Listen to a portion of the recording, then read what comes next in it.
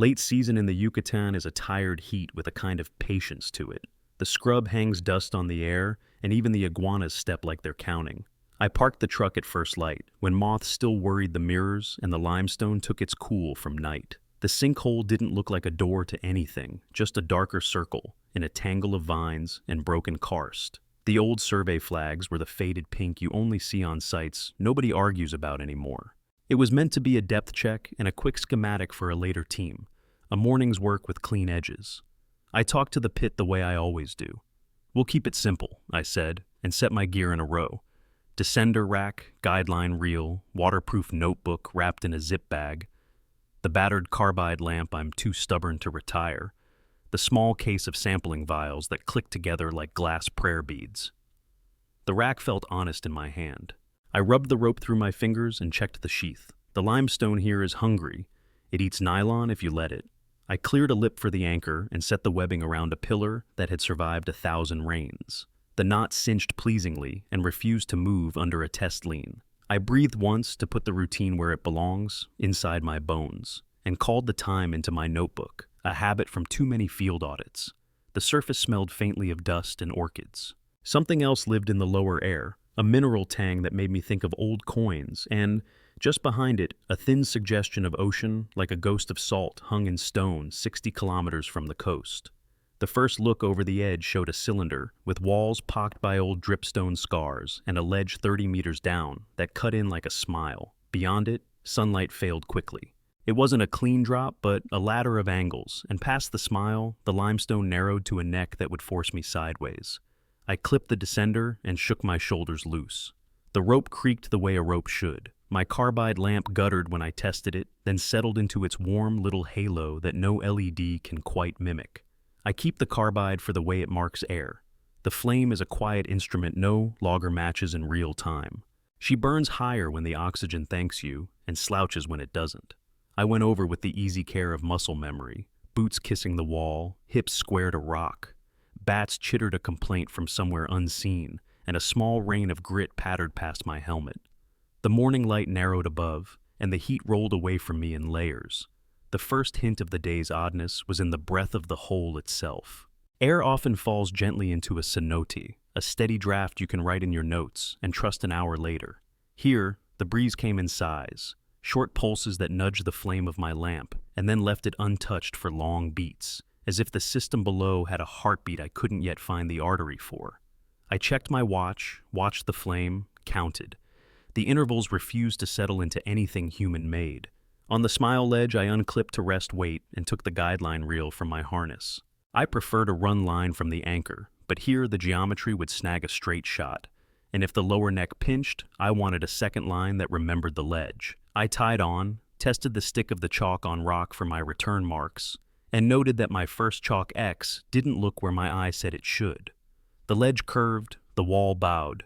There are a dozen ways to be off by a foot.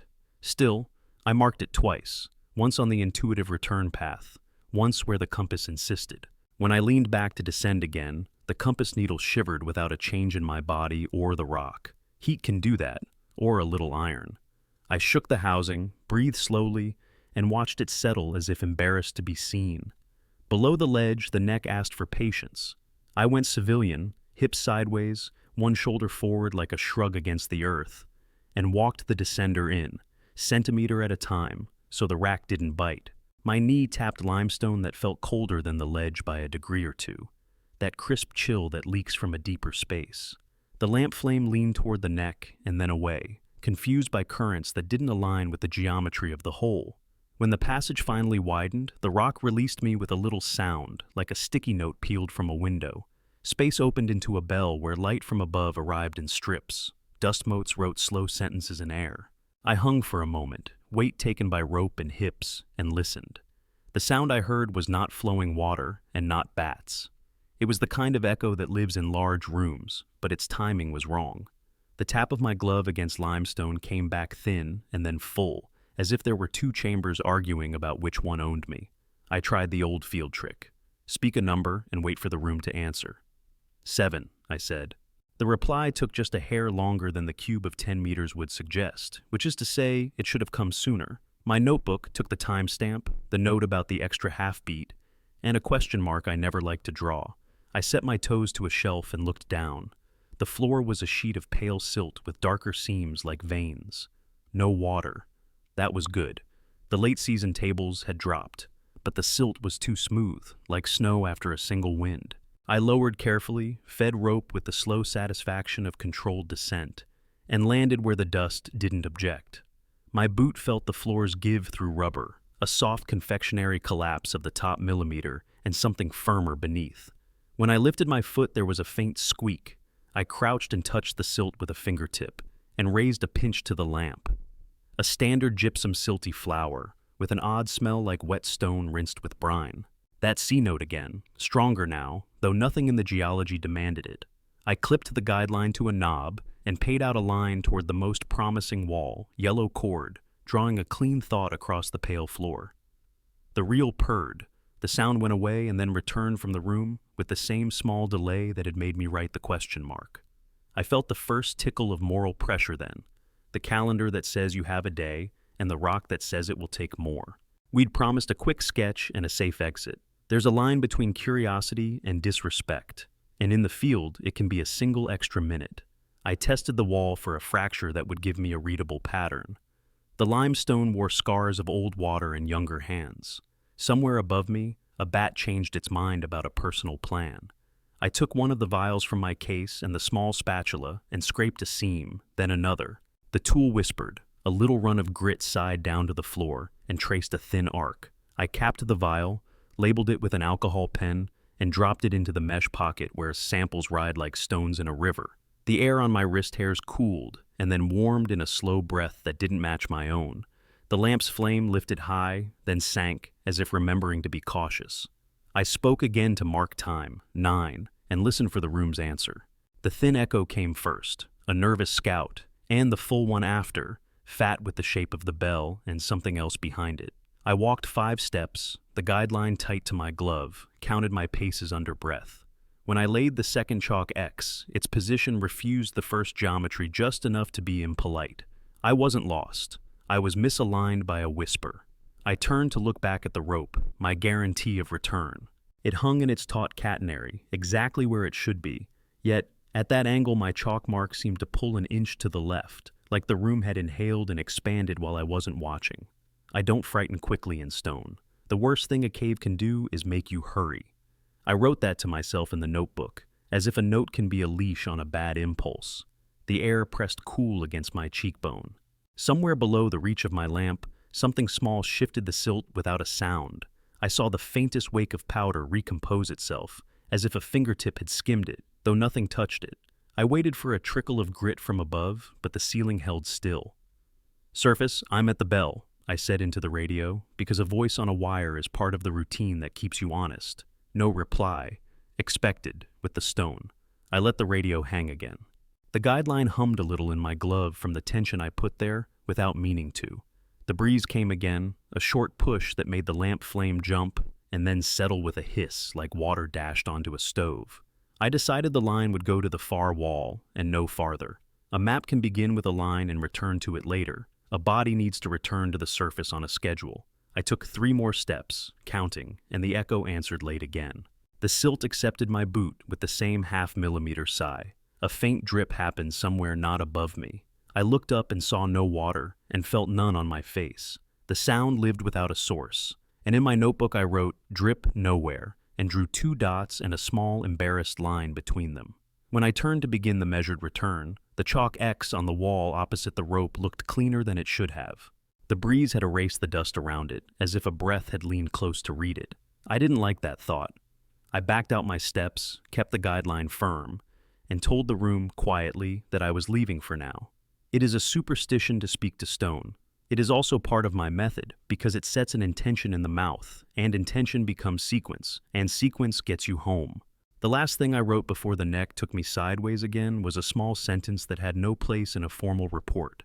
The room listens between its own breaths. I packed the pen, checked the knot, tested the rack, and started up with the discipline you set at the beginning, so you don't have to invent it when the light goes thin.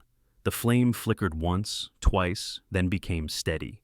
My shoulders met the close rock. The rope rose inch by inch, and the bell's echoes shrank into the bright noise of daylight above. I ate a warm pocket of sun at the rim and let my shoulders forget the memory of that neck. The truck metal ticked as it gave back the night, and the scrub swayed in a small wind that didn't match what I'd felt underground. I logged the surface weather, barometer steady, heat building, clouds late to form. Then I set the notebook open on the tailgate and drew the bell as a rough section. Rope, smile ledge, silt floor, a soft ellipse for the air that moved in pulses. The question mark I'd put beside the echo timing looked like a fly on the page. I tried to swat it with method. A short break is a hinge. You swing through it, either deeper or out. I told myself I'd make a controlled second descent and limit it to a simple probe, air check, line extension by a fixed length, one sampling pass on the opposite wall. If the timing oddity repeated, I would mark and leave. The plan felt small enough to keep the promise we'd made to the schedule and large enough to respect what the room had shown me. I swapped the carbide generator for fresh water and a pinch of lime, cleared the jet with wire, and trimmed the mantle so the flame would read honestly. The old lamp had burned higher in the bell. Today I wanted that signal clean. LED went on my helmet for mapping and photos. Carbide was for the air and for the old measure of time you can feel. I added a second guideline reel to my harness for redundancy, checked the descender rack for grit, and wiped it with a bit of canvas until the metal shone like a rule in school. The vials rattled softly in their satchel. I listened to that glass music and let it set my pulse. At the lip, I leaned forward and closed my eyes long enough to feel which way the world was turning. North at shoulder, east in my left ear. The sinkhole breathed cool and then not, that odd two-beat again, and I smiled without liking it. I marked the anchor time, 09:42, and put my glove on rope. The first meters were a lesson repeated. The smile ledge accepted me with chalk marks exactly where I'd left them. Only the dust smear changed, as if a finger had traced near but not on them. I pressed an X into the ledge itself to mark my return stance and let the imprint fix the place in my body. The neck softened under patience. In the bell, the air took my heat like a polite thief, and the room received me with its wrong echo. I held the lamp up and watched the flame lift, then dip as the pulse passed. I counted silently, 1 and 2 and the intervals refused a metronome. Something in the stone kept its own time. I set the second guideline parallel to the first, clipping it to a different knob, and ran them both to the far wall in a shallow V so the geometry would argue with itself if anything drifted. Yellow chords on pale silt, easy to read even under fogging thought. The reel purred. I measured out exactly 12 meters, arm span, arm span, arm span, and then the tail marked with tape. It's not perfect, but my arms have never lied on purpose. I chalked a square at the terminus and wrote the coordinates into the notebook. Nothing fancy, just a bearing from rope, length of line, elevation by feel. The bell doesn't care about our degrees. She asks us if we'll come back where we started.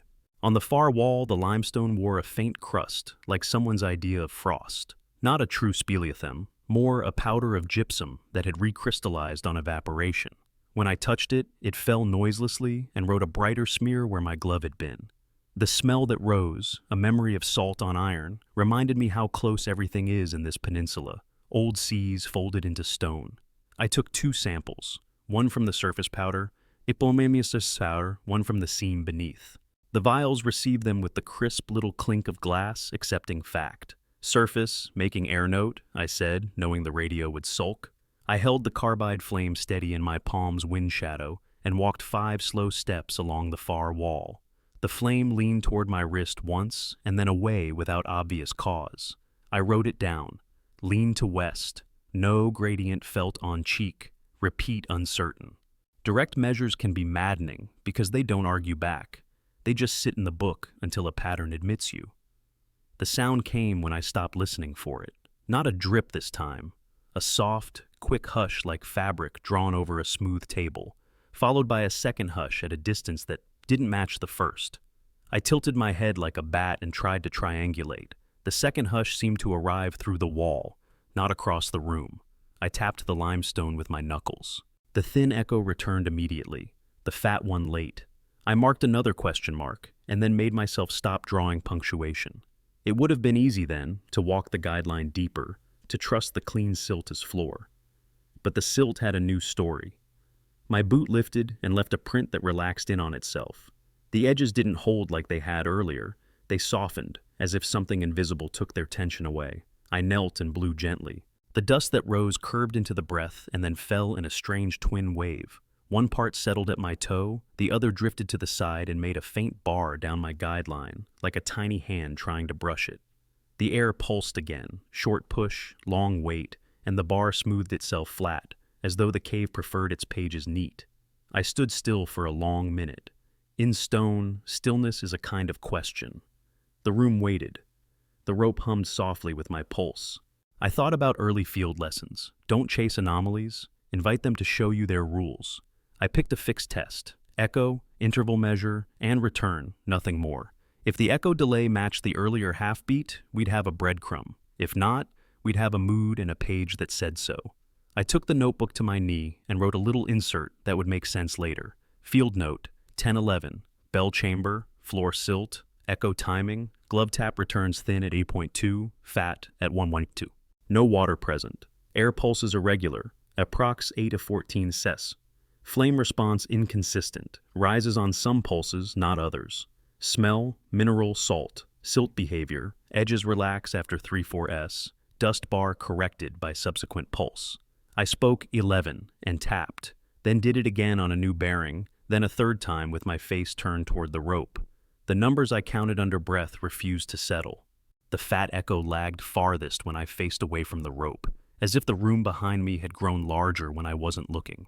I let myself take 5 steps beyond the marked terminus, no more, and the line paid out with that small feline sound it makes when it's happy. The carbide flame dropped, as if the air had exhaled. My neck felt the cool like a careful hand at the base of the skull. That was the moment the moral pressure returned.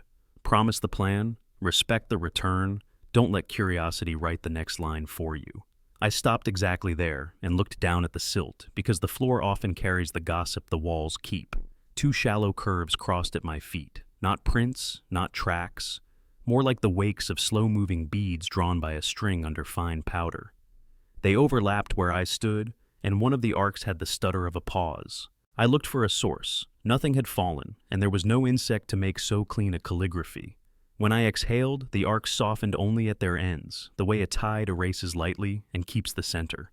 I put a vial near, but the idea of capturing movement in glass is a joke, so I took a photo with scale, drew a sketch, and wrote, "Wakes in consistent curvature, no source." Even in my own hand, the words looked like I didn't trust them. I turned back to the rope on the rule that won't let me keep a promise and break it in the same hour. The guideline sang in my glove. The 2 yellow lines formed their neat V, and their angle looked just a whisper wider than it should. It could have been the way my body had shifted, the way light writes false perspective, the way thoughts tilt a room. I tugged each line lightly. Both were solid, both came from the same anchor. The chalk square at the terminus had softened on one corner, as if a thumb had rested there. "Returning to neck," I said, because saying it makes it real. The radio gave me its quiet. I stepped back along my own prints and watched them blur at the edges slower now, as if the cave had tired of correcting me. The flame rose and then stayed level, citizens obeying a law I had not noticed. When I reached the bell center, a bat lofted silently from some crease I had not seen, and traced a tight oval around my head before it disappeared into what my lamp insisted was smooth rock. I blinked, steadied the light, and saw only stone. I wrote nothing for that. The notebook resists metaphors. At the neck, I paused and looked once more at the bell. It sat with a child's patience, all big head and thin throat. The echo came once more on its wrong beat, as if to remind me what I'd come for. I turned and worked the rack in reverse, my shoulder finding its exact place in the constriction, because muscle memory had made a mold in the air. The rope slid through the descender in a rhythm I could have fallen asleep to. The shelf took my boot, the smile ledge welcomed the weight, and the upper light fell down like a promise honored. On the surface, the sun had gone to work in earnest. I drank warm water and watched a line of ants practice their own map over the tailgate. My hand smelled of limestone and fuel and the faintest brine I couldn't shake even with a wipe. In the notebook, under the sketch of the bell, I wrote a sentence I could defend in any field review. Echo response inconsistent with chamber geometry, repeat on second descent, recommend synchronous test at 2 points to resolve path and chamber coupling. Then, because the quiet from the hole pressed at my back like a polite question, I added one more. Air behaves like a chest. Short inhale, long rest. No wind topside, source unknown. The day was now too bright for a third descent without heat becoming a player. The peninsula goes from patient to cruel in an hour, and I've never won an argument with dehydration. I covered the gear with a tarp and stood at the rim long enough to feel the pulses again. 2, then 3, irregular, not wrong so much as uninterested in my counting. The cave breathed, and the scrub around us did not. A map had begun. It would ask its price later. I put a hand on the anchor, thanked it like a hard friend, and told the pit I'd be back when the light went kind again. By late afternoon, the scrub had gone from patient to brittle, and the light leaned long between the trunks. I ate salt, drank until the taste of iron faded from my mouth, and thought about the cave breathing when the world around it did not. A map had a beginning now, a rope, a bell, a set of numbers that refused to stand in a row. What it needed was a cleaner test. If the chamber insisted on 2 answers to 1 question, I would give it 2 mouths to speak to. I set the anchor again, checked every stitch of webbing with my knuckles, and felt the quiet confidence of the rack in my hand. The guideline reels hung ready, one from the smile ledge to the far wall as before, the other still coiled for a second geometry. I laid out my small speaker, and the recorder I use when caves pretend they're churches and want to be measured by song instead of chalk. Nothing fancy. A tone burst recorded at one point, played later at another, my voice counting seconds between the thin and the fat return. I was alone and would have to be both ends of the test in sequence, but a room that lies can still be caught by a clean routine. The neck gave up its stubbornness when the heat left the stone. My shoulders remembered their line through the constriction, as if the air had been shaped by the first 2 passes and would accept only that shape again. In the bell, the flame lifted, dipped, lifted, the same double breath. The silt wore the soft look of fine powder patted flat by an invisible hand. My chalk X's stood where I'd left them, one edge sharper than the other, as if the cave liked straight corners but not too straight. I set the speaker on the ledge where the room had sounded fullest, a little shelf that carried vibrations with a pleasant hum in the bone. I walked the guideline to the far wall and placed the recorder at the chalk square I'd written in the morning. I told the cave what I intended. Tone at the ledge, listen at the wall, then switch. I kept my voice level because stone prefers steadiness. I switched the carbide lower, relied on the cool LED to watch the devices, and took a quiet breath to file my nerves back into their drawer. The first tone burst ran clean. In the recorder's window, a little green line leapt and drew its hills. The room answered thin, then rich and wrong late, exactly as my hand had written earlier. I counted 7 seconds to reset the air in my head, then did it again. The late return was not constant. Sometimes it walked closer, sometimes away, as if whatever borrowed the tail of the sound had other business. I marked the times in my book, as if making a ledger the bell would one day be forced to read aloud. Switching ends, I took the speaker to the chalk square and brought the recorder to the ledge. This was where I expected the delay to trade places, if the room were simple, the far wall now talking longer and the ledge shorter. The cave did not like to be expected. The thin return arrived where it should. The fat one came later still, a whole breath away from full. A second tone confirmed it, and a third. I looked up at my rope to be sure I had not drifted downhill, and in that glance I watched the line cut an angle through dust that made no sense. It wasn't slack. The rack kept tension pure. But the shadow the rope threw onto the silt leaned a different way than the light demanded, as though the lamp were not the only object declaring where shadows should go. I clapped my glove once, twice. The room sent the thin echo back immediately, and the fat one on a delay long enough to make me smile in spite of myself. On the recorder's face, the hills looked like an EKG after a sprint. I should have been done. 2 runs, clear mismatch, a note about relay paths for sound through stone. But the cave, with its briny breath and careful manners, had given me a cheap gift, evidence that refused the map I'd drawn. I walked the V of my guideline toward its middle and set the recorder there, equidistant from both ends, so the bell would have no excuse. The first tone returned in a way I could not reconcile. The thin echo stuttered, a tiny rapid flutter, as if the air itself had pages. The fat one arrived on time. I tried to repeat it and failed. On the third attempt, I got something new. The fat return split into 2 close hills, twins born seconds apart. It is the kind of result that makes you look at your equipment because blaming tools is easier than admitting that stone has told you a joke. The carbide flame chose that moment to read low.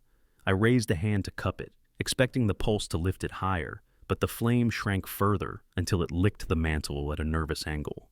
I felt the slight itch in the lungs that comes when you work in close air and forgot to rest. Simple. Step back, climb, breathe surface wind. I stood still instead, counted 5, and the flame rose without the pulse lifting. I noted the inconsistency and wrote it down with a sentence I could not support. The cave alters the order of cause and effect. I drew a line through it, then hammered the pencil dot on the page where the 2 hills had stood apart to satisfy the part of me that trusts marks more than words. The silt at my feet held a new story, a shallow trench no wider than a cord, crossing the room diagonally and disappearing beneath a fallen flake. It had not been there an hour earlier. If it were a snake, I would have seen the comma of its passage. If an insect, I would have the delicate ladder of its feet in the powder. This was a single, even channel, as if something had dragged a thread slowly and the dust had parted in courtesy. I put a vial next to it to scale the photograph, then took the picture in a second from a lower angle. My boot edges softened while I documented, the silt erasing me without touching the trench. When I blew gently, my breath rounded the trench's shoulders but could not persuade the center to rise. I touched the middle with my glove. It crumbled like dry sugar, and yet, when I lifted my hand, the groove reformed shallowly, drawing itself true along the old line, leaving my fingerprint as a shadow that refused to be crisp. I moved to the rope. The knot at the anchor below the smile ledge looked honest, but the tail lay in an arc that didn't obey the weight in the system. I nudged it with one finger. It swung back, not toward its origin, but toward the chalk X on the opposite wall, stopping to point at nothing, a compass needle choosing its own pole. The real compass in my pocket tried to please me, then quivered, then spun half a turn and settled in a direction I could not use. I put the compass away before it could upset me into a poor decision and set my trust back in the line and the rock. I tried a different measure, my own voice, the oldest instrument. I stood by the recorder at the ledge and spoke slowly, 1 number per breath, then closed my mouth and listened. Between 4 and 5, the thin echo came twice. A second thin phantom perched on the original, like a stutter learned from someone else. I stepped to the center and tried again. The fat echo arrived earlier than the geometry allowed, as if a wall had leaned closer while I was watching my feet. I looked up and the wall had not moved. My chest did the small, silly dance of someone trying not to show hurry in place. I wrote the observation and drew a little rectangle in the margin so the future me would know this was the moment I should have left. Leaving, however, is a craft like entering. You cannot rip yourself out of a cave. You unwind. I told the room I was going and started the recorder to catch the bell in my absence. The speaker I left still so it would say nothing and listen with the other instrument. My pencil smelled like wood and sweat and, faintly, salt. My lamp steadied. The guideline drew its measured music through my glove. At the neck I stopped myself. The air there was colder than earlier, not by a guess, but a fact my skin would have bet on. I turned my cheek to it and thought of the sea moving under stone. The flame burned confidently now, as if my decision to go had pleased whatever counted time here. Behind me, in the bell, a sound began that I knew from topside patrols in ruined rooms. A single object being dragged slowly across a flat surface. It is a soft, clean hush, no grit in it, no chatter. I looked back. The silt carried a new line, drawing itself from the far wall toward the place where my recorder waited. 2 meters shy, 1 meter shy, then stopping, as if asked to show its distance and no more. There was no clever measure left that respected my rules and my body. I took the recorder, I took the speaker, I cleaned nothing, altered nothing, left my chalk and lines and X's to argue with the room without me. On the smile ledge, I sat long enough to hear a last thin echo and to let the fat one find its late conclusion. My hand shook once when I noted it. I told the hand it could shake at the truck instead. The neck took my shoulder like a gate that recognizes yours and opens because it's tired of the conversation. Above it, the day had turned peach and then gold, the kind of sky that forgives you for needing to come back down. At the rim, I did what a field look demands. I wrote an entry I could show appear without flinching. Tone tests show unstable secondary echo with variable latency. Behavior not explained by simple chamber coupling, repeatable in one configuration, not in another. Instrument error unlikely but unruled. I added the line that would cost me a comfortable night. Recommend synchronous test with second operator and fixed reference line across chamber. Night conditions preferred for stable air.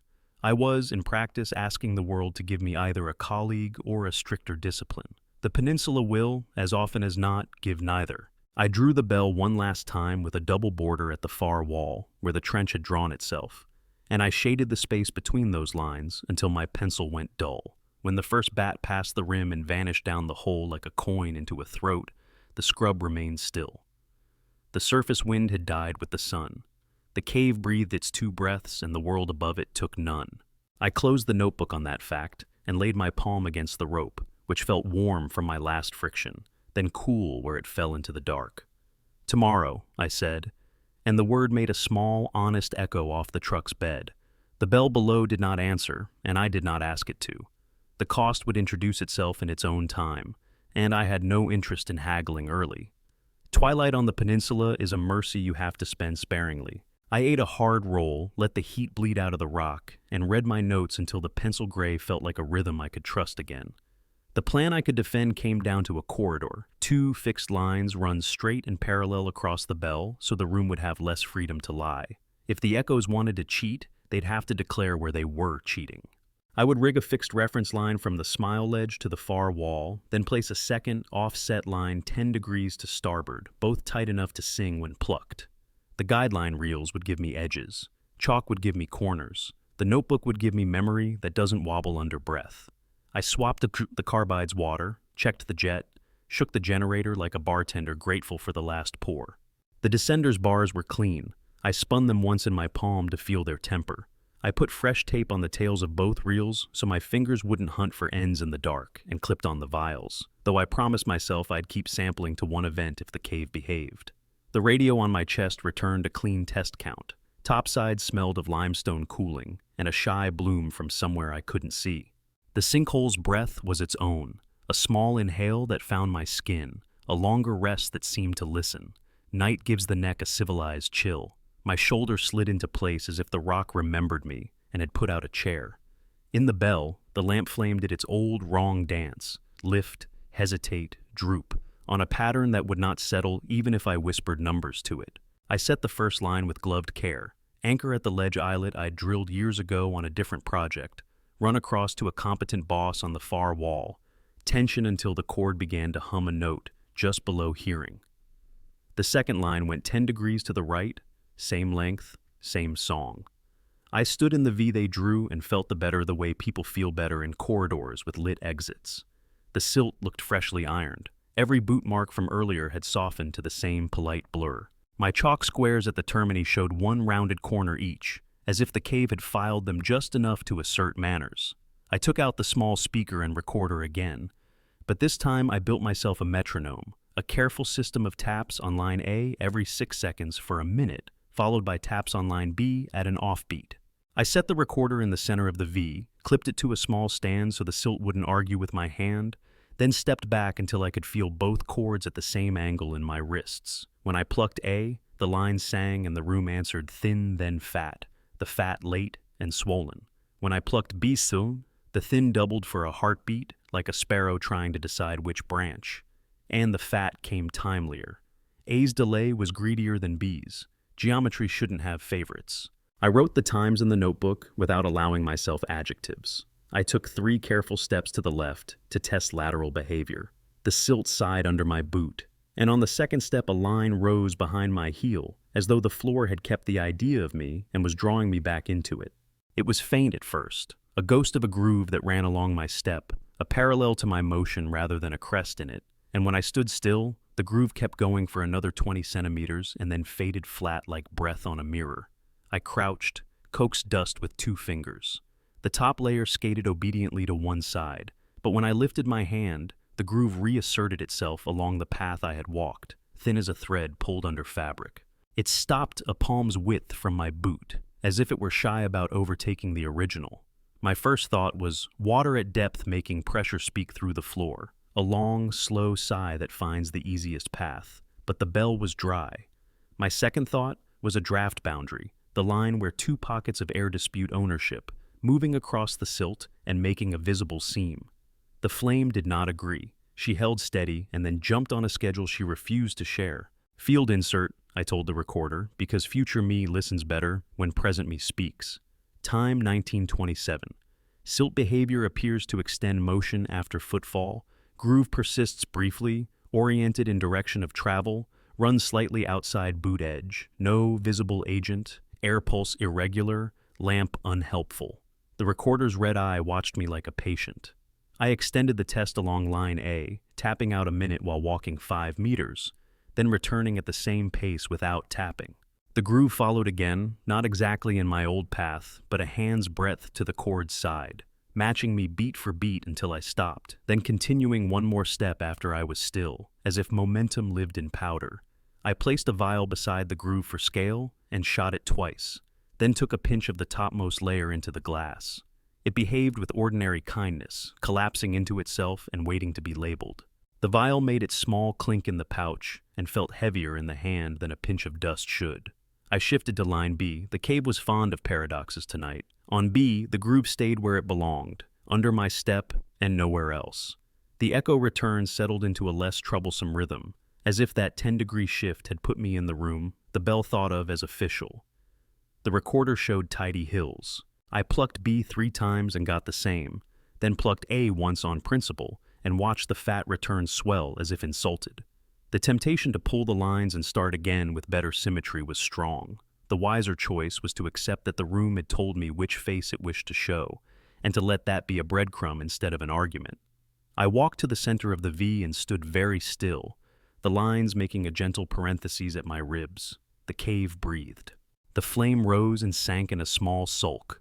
That soft hush came again from nowhere, a drag across a smooth table. And this time the source declared itself not by direction, but by effect.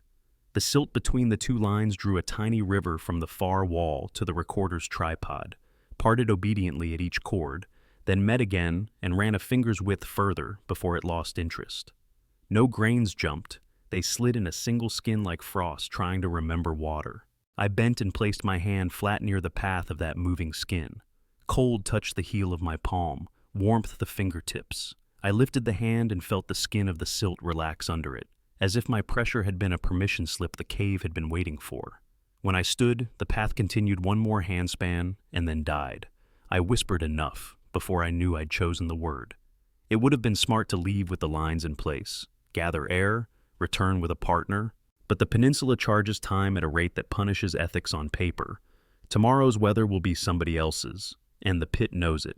I gave myself a tight allowance. Extend the fixed line by 2 meters, no more. Mark 3 cross ties to make a ladder the size of a small room.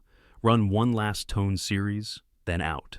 I moved quickly without hurrying, a manner you only learn after caving has taught you. Your hands will shake if your head does. At the far wall, I set a temporary anchor low and brought A through, tensioned, then added the ties. Short lengths staccatoed between A and B at 1 meter intervals, each secured with a double half hitch that my fingers can tie blind.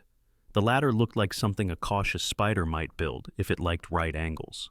I plucked each rung and listened.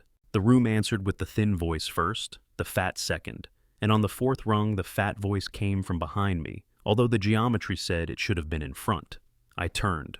The wall was where it had always been. The recorder's hills were sensible. The hair on my wrist took an unsensible opinion of the air. The groove that had shadowed my steps now took an interest in the ladder. It ran along the ties with a small discipline, paused neatly at each line as though reading it, then skipped ahead to the next interval. When I placed my boot across its path, the groove detoured a finger's width around the toe, bowed back politely to its old course, and continued. I wrote the observation with the cleanest letters I own so I could show it to myself later without shame.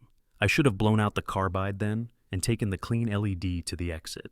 Instead, I lowered the flame to half, less oxygen stolen from a system I didn't understand, and told the room out loud that I would play 1 more tone. The first burst went into the far wall and came back rich and wrong but beautifully recorded, the kind of signal you could teach from. The second played, and the recorder gave me nothing. The third returned the thin voice only, eager and alone. Before I could call up annoyance, the fat voice arrived 2 beats late, soft and private, as if someone had answered from inside the wall but didn't want to interrupt. That was my line. I could feel the edge of curiosity trying to take me by the sleeve like a child. I pulled the sleeve free. I shut down the speaker, pocketed the recorder, left the ladder and both lines where they'd do the most good for a return, and gathered nothing else. The groove had stopped halfway across the room, and didn't resume when I stepped past it, which felt like permission I had not asked for. The lamp steadied to a modest flame. The air withdrew its breath and rested. At the neck, I put my shoulder where the stone prefers it, and the rack paid rope up in a forgiving hum. On the smile ledge, I looked back. The bell sat as if someone had smoothed its hair. One chalk square had become a chalk oval, not by smear, but by decision, as if a thumb had pressed gently on a corner and taught it about curves. It was the least threatening thing I had seen that day, and it told me to leave. Topside, night had grown a spine of stars. The scrub whispered in a wind that did not reach down. My boots wore a faint pale dust above the welt, and when I brushed it with my glove, some of it refused to come away as if clinging by memory rather than moisture. At the truck I wrote a clear log. Fixed reference installed, cross ties placed, echo asymmetry persists, anomalous silt displacement aligned with motion and along ties. Recommend dawn retrieval with second operator, limit further solo work. Then, because the story the dust insisted on telling does not fit well in forms, I added a single line and closed the book on it. The floor likes to keep you. I sat on the tailgate until the lamp cooled enough to stow. The sinkhole exhaled twice in small pulses that did not reach my face. Somewhere above, an owl threw a question into the dark and got the dark's answer. I put a hand on the coiled rope and felt the day in it, warm where I had held on too long, cool where the cave had. The lines below would hold until morning. The silt would do what it wanted with them. I told the pit I'd return at first light, which is when people keep better promises. Dawn came on slow, that amber gray that makes the bush look like it's holding its breath. I woke in the truck with rope creases on my palms and the taste of carbide in the back of my throat. The sinkhole's mouth was already colder than the air that held it. I wrote the surface numbers clean, barometer down a hair, light east breeze, no clouds to break the heat later, and stood at the rim long enough to feel the familiar two-beat in the draft. The cave breathed like a sleeper whose pattern won't quite sync with yours. I told it we were going to make this tidy. Lines checked, ladder recovered, one last sequence of tones from the center, then a measured exit with all my gear and no arguments. That was the plan I could defend to a colleague who wasn't here. I rigged for the sort of morning when you don't want surprises. The descender's bars got a final wipe, the rack a test pull, the backup Prusik a quiet check. I ran a hand over the guideline reels. Their tails waited where I'd left them, taped and findable, even in a hurry. The waterproof notebook opened to last night's last sentence. The floor likes to keep you. And I let it bother me just enough to make my hands precise. The sampling vials clinked a little in their pouch. I promised them they wouldn't see work unless the room insisted on telling one more story. The neck was itself until it wasn't. I dropped through the smile ledge into the throat. Body turned the same way as the night before. Right shoulder forward, hip a degree, countered to keep the rack free. Half a meter down, my breastplate skimmed limestone where it hadn't skimmed before. Not a scrape, more like a steady push from something that wanted the geometry a shade different. I froze and let my breath go to the bottom to buy space. The rock answered with a soft cold under my ribs and a whisper of grit that wasn't falling from anywhere I could see. Air pulsed once, the cave's short inhale, and the chest space briefly widened, a polite lending of room. I didn't need my notebook to name the new math. Exhale on the cave's inhale, or wear stone for the day. I counted 1 and 2 and 3, and the pulse came somewhere between 4 and the half step after. My lungs, obedient, made themselves thin whenever the draft thickened. I slid the last centimeters into the bell with the kind of gratitude that reads like superstition on paper. A tally in my head began keeping 2 clocks. The bell didn't look like a place that had done anything in the dark. The 2 main lines stretched in their careful V, the ties still neat at 1 meter intervals like a cobweb that respects squares. My chalk squares at the termini had rounded another breath. Even my handwriting would have allowed that much rounding overnight. But the center held a new scrawl, a faint lane of lighter silt running low across the ladder's middle, from wall to wall, as if someone had dragged a transparent ribbon over the powder and lifted it clean. I walked to it with my hands open at my sides to avoid making wind. The carbide burned steady, and then, as the draft pulsed, leaned toward the lane as though drawn. I tapped line A and listened. The thin echo came fast, the fat one late and swollen, true to itself. On line B, the return stayed better behaved. The recorder took the series without complaint. I set the speaker at the ladder center and played a burst while standing at the far wall. The hills on the recorder's little window rose like tidy terraces. I moved toward the center and watched them misbehave. Same old trick. I'd expected it and hated that I'd expected it. Stone is not a child. It does not enjoy your frustration.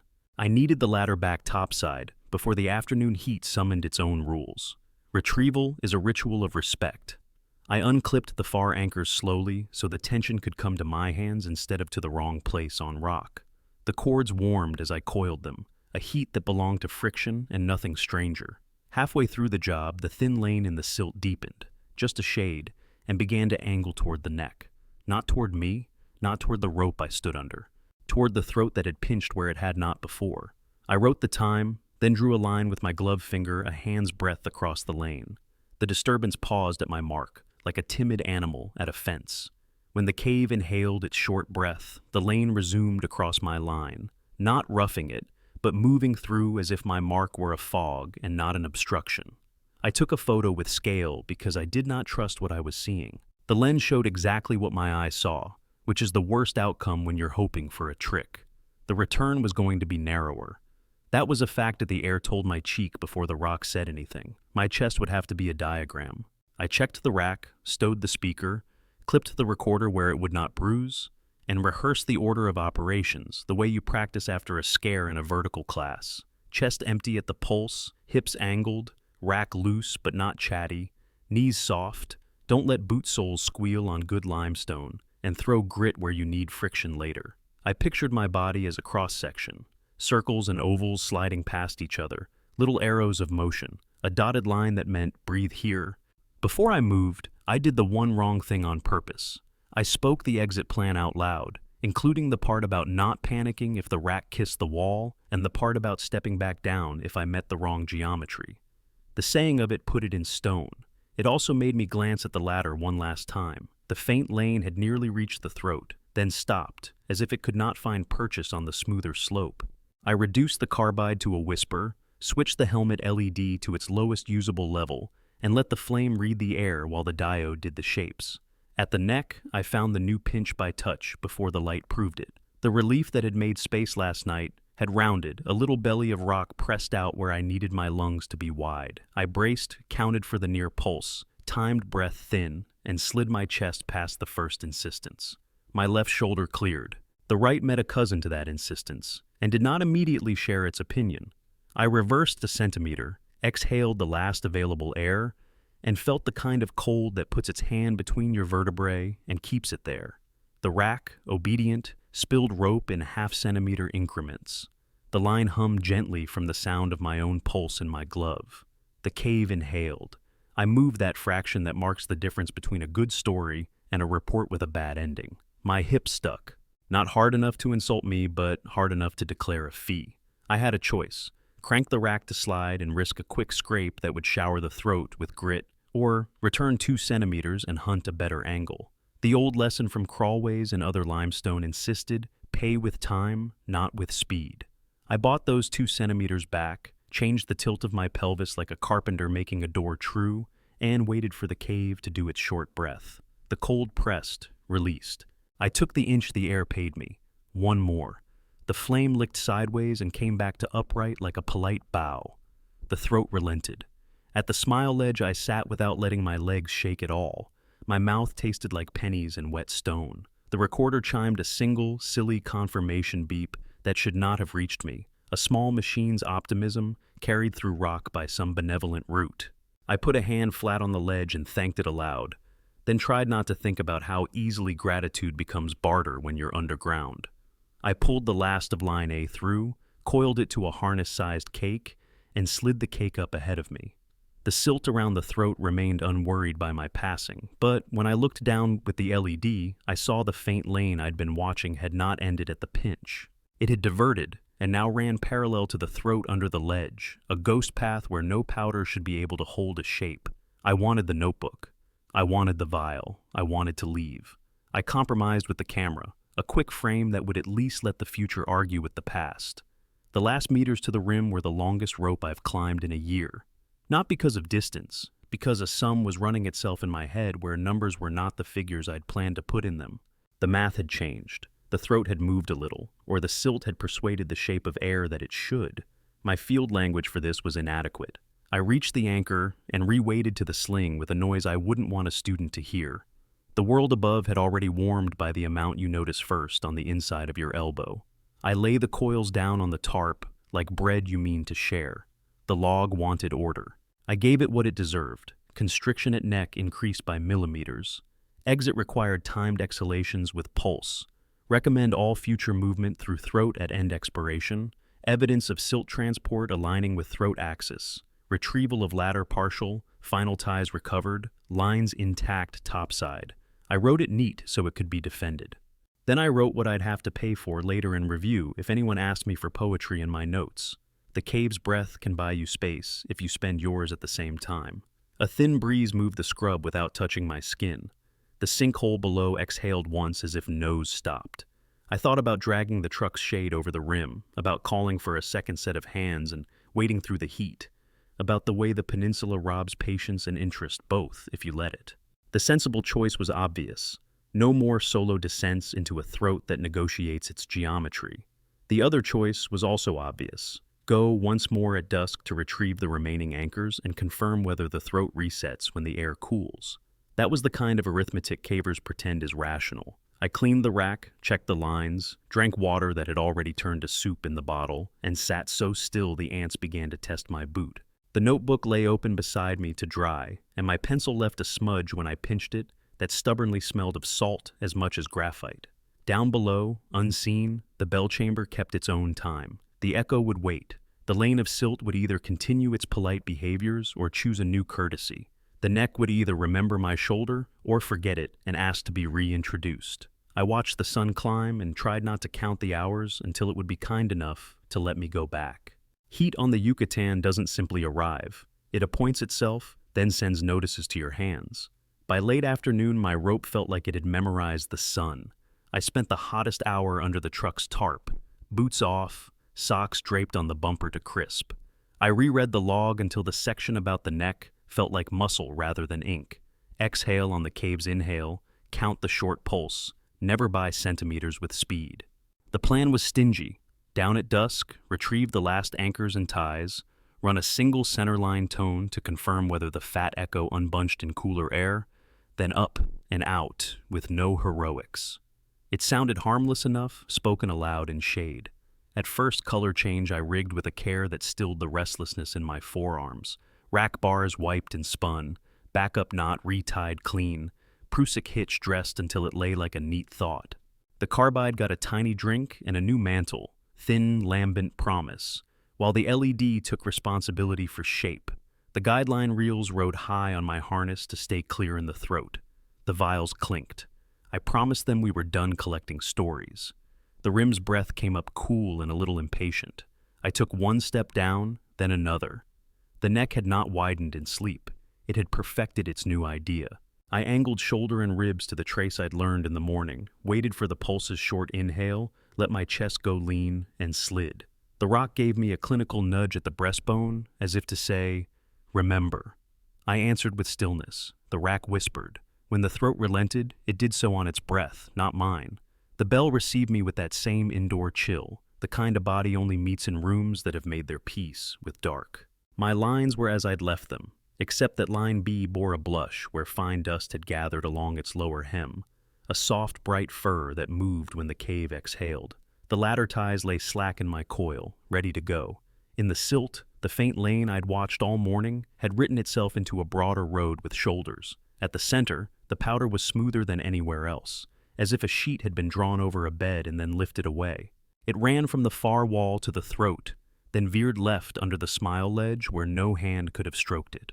I set the recorder at the bell's center on its small tripod, clipped a safety so I wouldn't kick it, and placed the speaker against the far wall at my chalk oval, which, since morning, had rounded further into an egg. The lamp flame steadied, dipped, steadied, unwilling to flatter me with a pattern. I spoke into the recorder so the future could hear the now. Dusk descent, cool air, fixed lines intact, measuring one series only. Then I tapped the speaker's test. The tone lived its clean life and died. The thin echo returned with soldierly discipline. The fat one trailed it by a steady beat, and then, on the second run, split again into twins, the younger arriving barely a breath later than the elder. I felt the little indignation that comes when stone plucks your method by the nose. I breathed, logged the times, and let the annoyance pass. The cave doesn't care about your feelings. It notices your balance. I knelt to unclip the last anchors. The knot tails had grown stiff with heat and dust, and I worked them until they remembered their flexibility. On the third tail, the bell informed me, quietly, that I had entered a colder pocket. Not a front that moves across your skin, not a draft, rather a tight-edged space the size of a torso that hung at knee height and frowned at heat. I slid my hand in and out of it. Warm forearm, cold wrist, warm fingers, then the reverse when I turned my palm. I held the carbide low and watched the flame, certain of what she would do, and found myself wrong. The flame only bowed its head a little, then rose, then bowed again. None of it truly correlated to my wrist in the cold. I spoke softly. Pressure pocket, knee to shin, stationary. The recorder's red eye agreed that a sentence had lived. Caves sometimes keep miniature weather, eddies that belong to geometry, temperature seams where stone has drank the day. This pocket felt less like a temperature seam than like a body of air keeping its shape against argument. When I stood and stepped into it with both shins, the pocket didn't smear. It held me as a thin basin holds rain, and when I withdrew, it kept its edge. I marked its extent in my notebook with a small rectangle and a note. Stable boundary, plus 30s. It read like the kind of line you only need to write once to believe. I returned to the gear, coiled the last tie into the cake on my harness, and felt the cake warm as if it had learned my hands.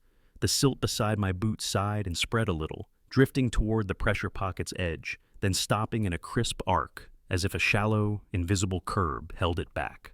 I brushed it with the side of my glove. The dust ran obediently to the curb and then folded gently over it, Family River discovering a new bank. Field insert, 1842, I said. Silt transport responds to discrete boundary. Arc behaves like a low weir. Pocket maintains shape under light disturbance. I set the recorder near the pocket and tapped gently on the silt beside it, then on the line itself. The thin echo carried no opinion.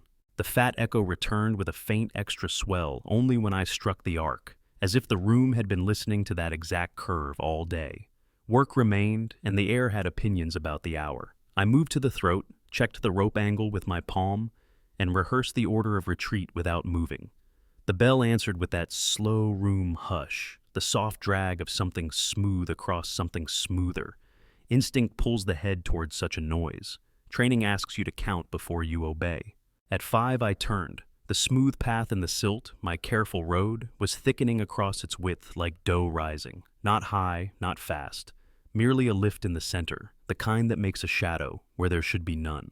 I put a vial next to it for scale and took the photograph, then watched as the lift traveled, not toward the throat now, not toward the recorder, toward that small pressure pocket at knee height.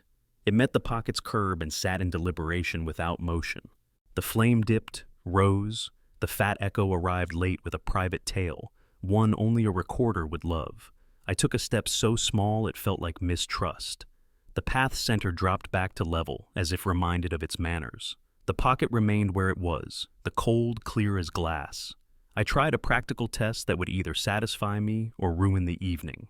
I unspooled half a meter of spare cord and sank it lightly into the silt, so one end lay across the lane, then slowly drew it toward the pocket. Dust took the cord side in a fine spill. When the cord's end reached the arc, it hopped that curb as if a breeze, there was none at my cheek, had lifted it. The spill, following, halted at the arc like a tide called back at the line that will not be crossed. I collected the cord and felt foolish for the hope I'd had that this would behave like any other small system in a sealed room. I told myself what I tell students. When the cave offers theater, don't buy a ticket. Write it down and keep your rope clean. I gathered the recorder and speaker and closed the book on play. Retrieval, then exit. The last anchor at the far wall had cuddled into gypsum and did not wish to be seen. I worked it slowly. The stone around it was powder brittle, all polite shrug. Halfway through, the bell's breath shifted. The short inhale grew a second cousin beside it, a brief, shallower draft that touched the hair at my temple and cooled a single tear's path of sweat. The flame leaned modestly. The pocket held. The silt along the lane shivered in parallel lines like a field of barley meeting a wind that leaves after one row. I won the argument with the anchor without marking the wall. When it came free, the line sprang with a sound I knew too well, a quick, taut whang that carries farther than you'd like, and the bell returned the thin echo instantly. Then the fat echo, with a new, richer tail that felt less like sound and more like pressure speaking in my bones. I swallowed and found my ears half locked. Equalization is a caver's dull chore. I pinched my nose, breathed against it, and felt the drumskins of the world relent. When hearing came clean, it brought with it a faint hum I had not ordered, a low, regular tone from nowhere, as if a distant truck idled underground. I logged it with 3 words, faint mechanical hum, and wrote a question mark, then put my pencil away to stop the punctuation from breeding. It would be the throat then. I clipped the line cakes to my harness, checked that nothing could snag, and set my body again to the remembered diagram. Shoulder true, hips oblique, rack sweet, not greedy. Breath thin on the cave's polite inhale. The cold at the pocket kissed my shins as I stepped. The hum held its pitch. The throat did its new math, and I paid the toll again in patience. Midway through, a small pebble, no heavier than a grape, rolled from nowhere down the wall and touched the back of my glove. I didn't look up. I let it go. It dropped without a clatter into the silt and did not raise dust. That told me as much about the air as any instrument would have. The smile ledge met my weight like an old friend who's forgiven your last argument. I sat and counted my pulse, not because I needed the number, but because numbers are the way I tell the cave I'm still its student.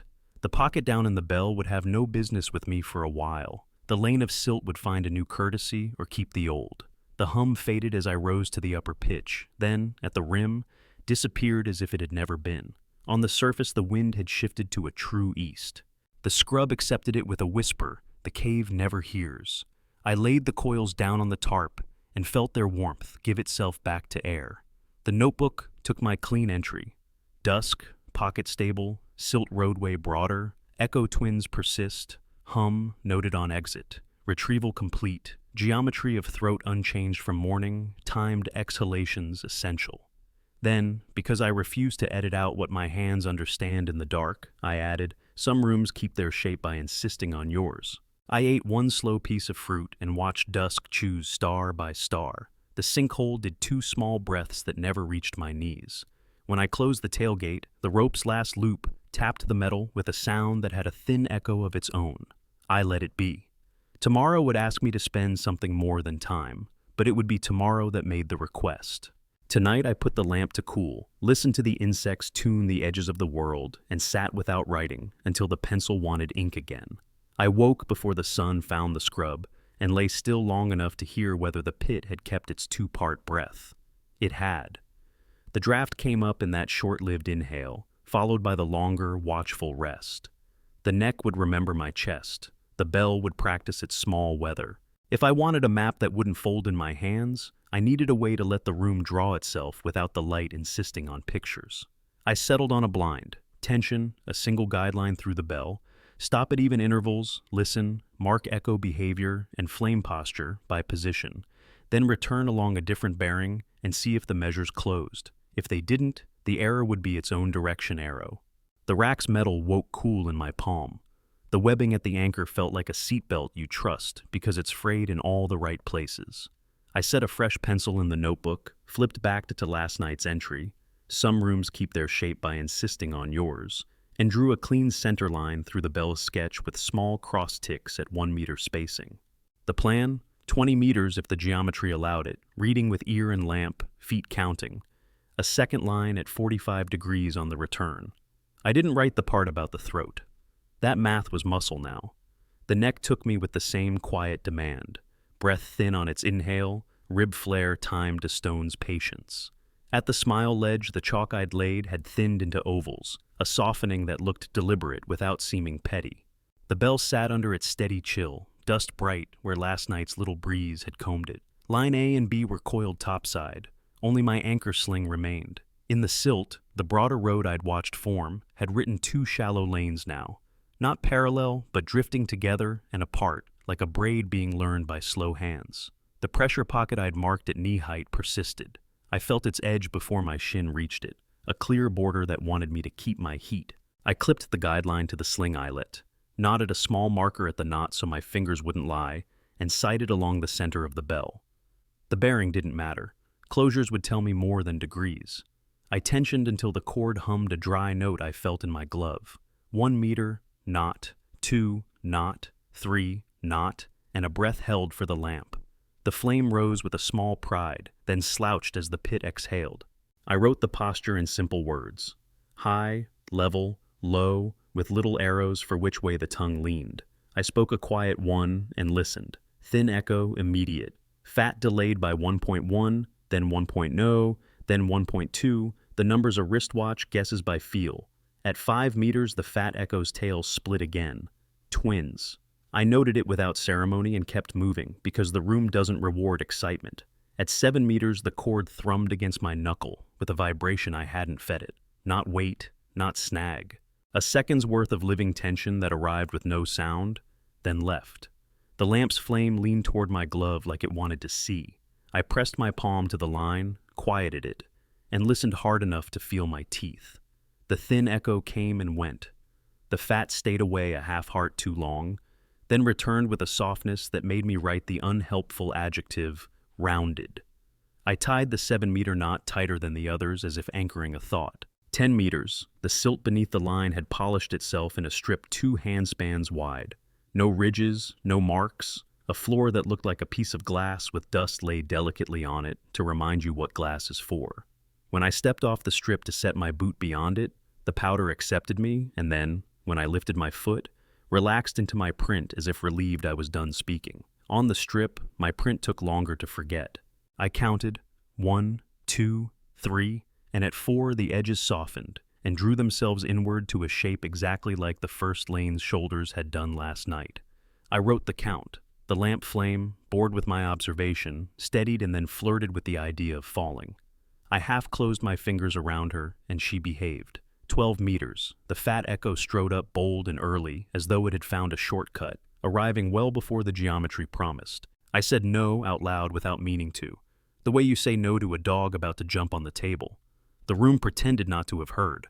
I walked back 2 knots and tried again, early once more. The guideline tugged once in my hand, then lay docile. Across the bell, a bat stitched silence into whatever seam bats prefer and found, if it found anything at all, a hole my lamp could not see. I drew a small rectangle at 12 meters in the notebook with a stubby arrow that meant, in my private language, the sound chooses a thinner wall here. 15. The pressure pocket lived again, not as a knee-high basin, but as a column I entered shoulder first without noticing, until my cheek felt cold and my ear heard less. My own voice, when I spoke 15, sounded like it had been folded into a tin can. I stepped back and it unfolded, forward and it shrank again. The pocket had a top. At helmet height, the air was ordinary. At cheek, it was not. I drew a tall rectangle and wrote, pocket wall to wall. Then, careful with the pencil, I added, or does wall come to pocket? 20 was farther than the bell wanted me. The line sagged a polite warning, no anchor to take tension, and the silt began its quiet skitter toward the throat that had been practicing new numbers. I conceded at 19, tied the last knot, and stood still. The thin echo had stopped being interesting to me. The fat had become an opinionated animal. From this far knot it came not late or early, but with a small tremor through its back half. A rippling that looked on the recorder like the wake of a boat broadside to a chopped sea. I didn't have the recorder. I saw it anyway. I wrote tremor and underlined it, then wiped my glove on my thigh to stop the graphite from smearing a thought I would need. The return leg ran at 45 degrees to the first, each meter across on the page, each knot a decision I'd have to live with once the daylight made me summaries deader.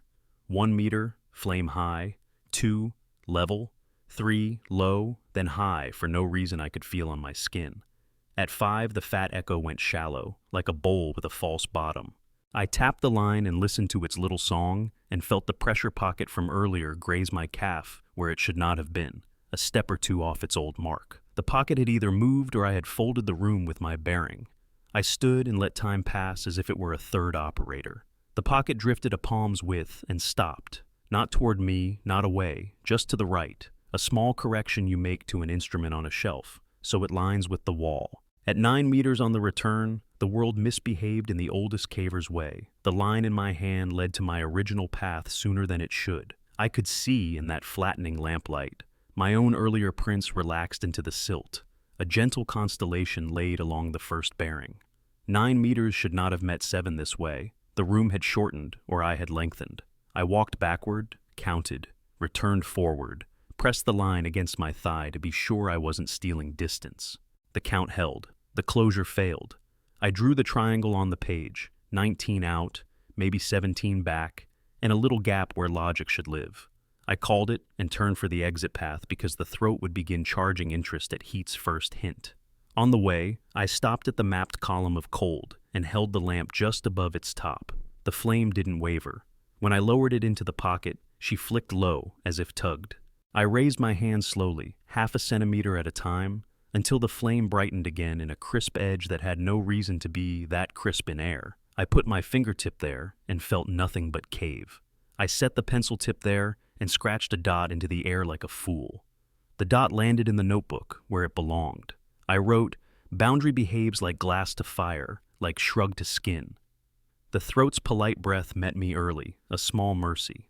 I emptied my chest on its inhale and rode my ribs through the pinch with a patience I forced myself to like. Halfway, the guideline in my hand thrummed that second living note again, then quit. The rack answered by feeding a grudging half centimeter I hadn't asked for, like a machine confident it knew better. I pinched rope, checked friction, refused to invent a problem, and continued. At the smile ledge, I looked back, expecting only the usual revisions to chalk and silt. The 2 lanes I'd seen in the floor had braided themselves cleaner, crossing once near the bell's center, as if 2 children had agreed to touch hands. Beyond that cross, toward the far wall, the lanes became one and went where my 19-meter knots had begged me not to go. I could taste brine at the back of my mouth, a memory more than a present, and I rinsed it with warm bottle water and felt ridiculous for hoping that would matter to Stone. Topside, the scrub was not yet noisy. The sun had only just begun to name colors. I laid the guideline coil on the tarp, traced the day's sketch into a cleaner copy, and wrote the sentence I could stand by if anyone asked me to swear to it. Blind center line indicates inconsistent path length.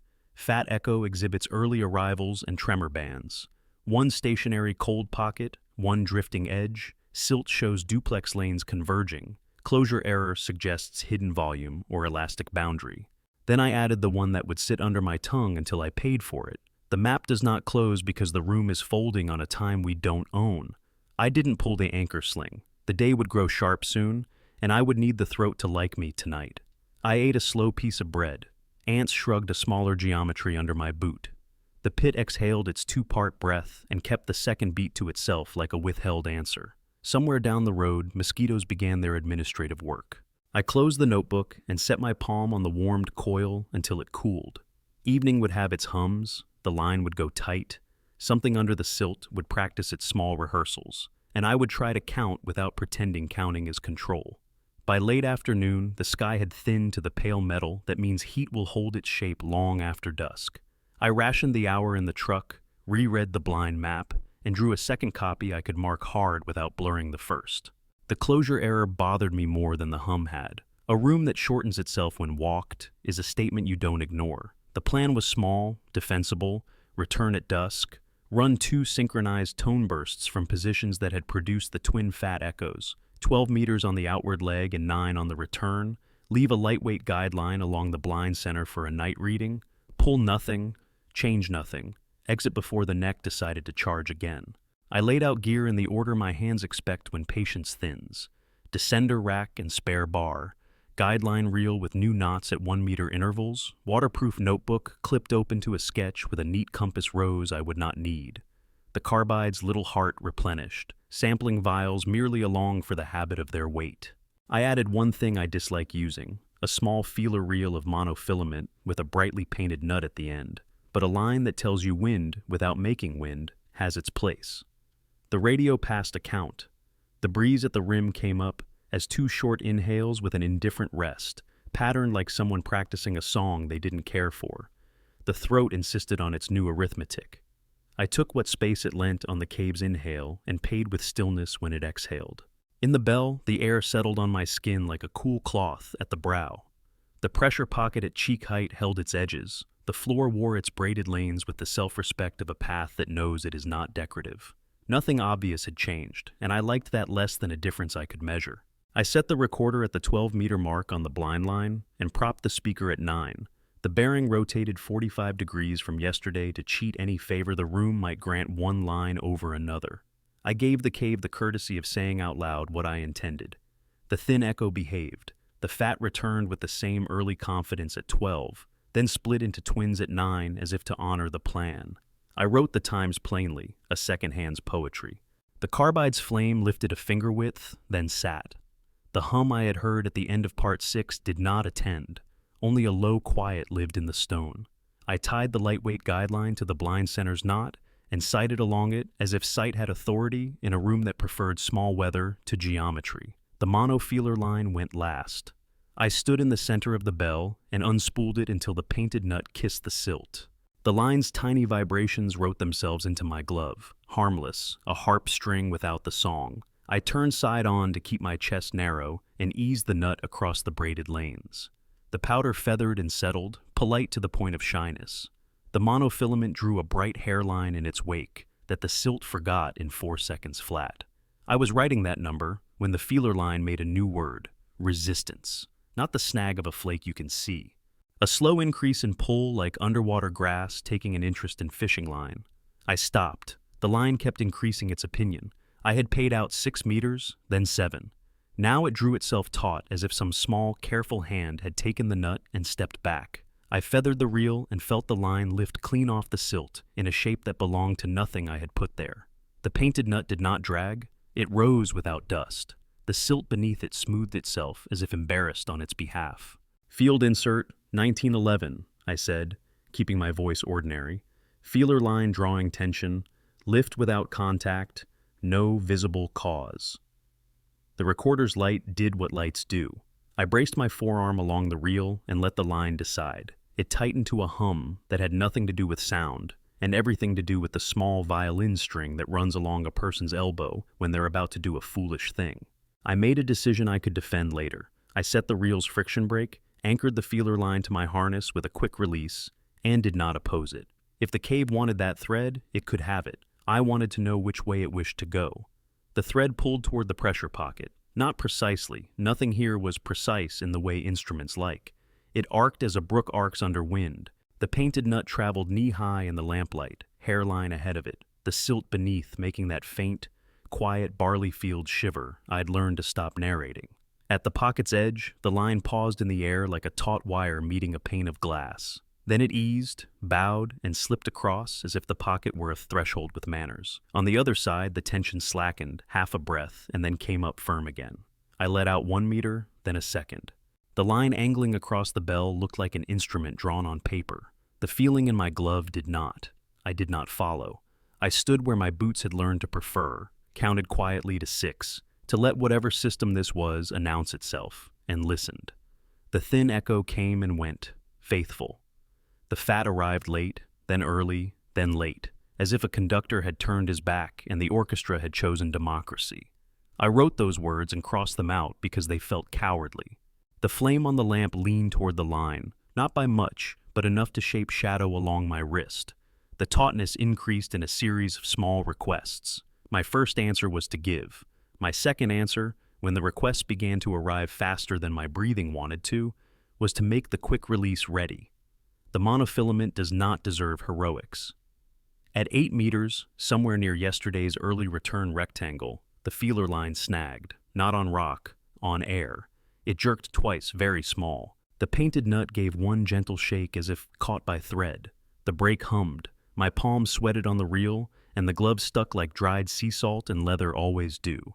The next request wasn't small. The line went from instrument string to straight rule. The reel lifted in my hand, and the harness anchor woke the nerves along my hip. I could cut the line. I could let it take what it wanted. That is the moral pressure caves teach. What do you keep when nothing wants you to keep anything? I spoke to the recorder because it makes a person behave. Feeler line under sustained external tension. Will test with step in to relieve snag. It was a lie designed to keep me from doing something worse than stepping in. I did not move. I instead pulled half a glove's worth with a careful wrist and felt the line answer me with a return pull that was not angry. It was communicative. The painted nut traveled a handspan back through the pocket, then stopped with a decision that had no room for my vote. The bell made a sound I had not asked it for. A brief, kind hush, the soft drag of smooth across smooth, the same sound as the first days, now closer. The braided lanes on the floor took the line's side, each drawing itself a finger width toward the pocket as if the floor meant to be a companion. I released friction. The reel spun lightly. The nut rose a finger more, then a second, as if lured by something barely heavier than air. Enough. I thumbed the quick release. The line left me with a soft snap that sounded exactly like a promise kept by someone else. Monofilament living its own life is offensively fragile as a phenomenon. I let the anger pass, because anger is an expensive lens. The painted nut paused midair, suspended like a charm on a necklace.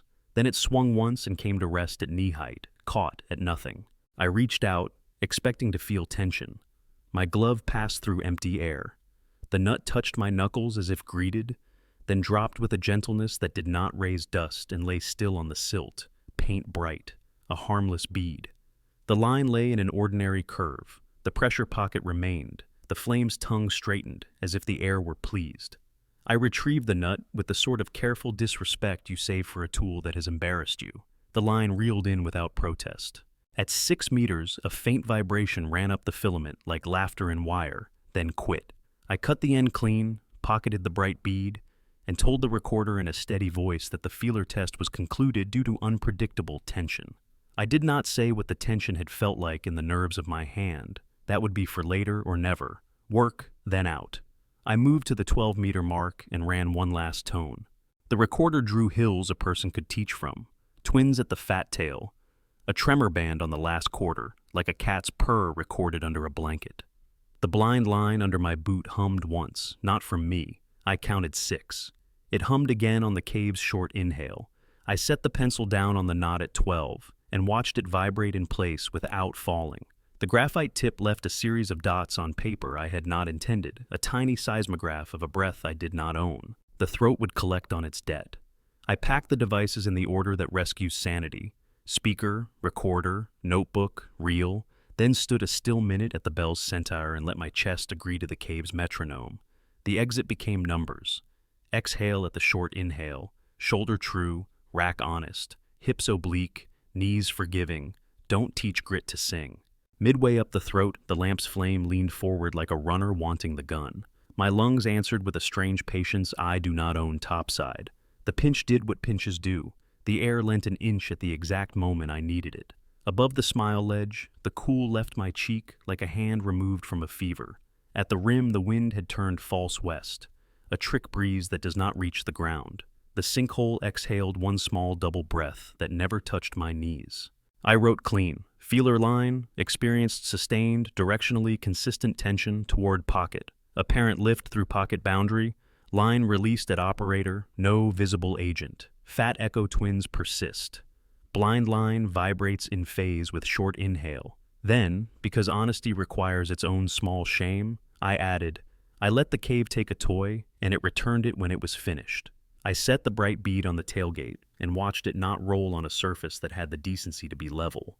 I put it in the waterproof notebook's pocket, because that's what you do with souvenirs you don't quite believe in.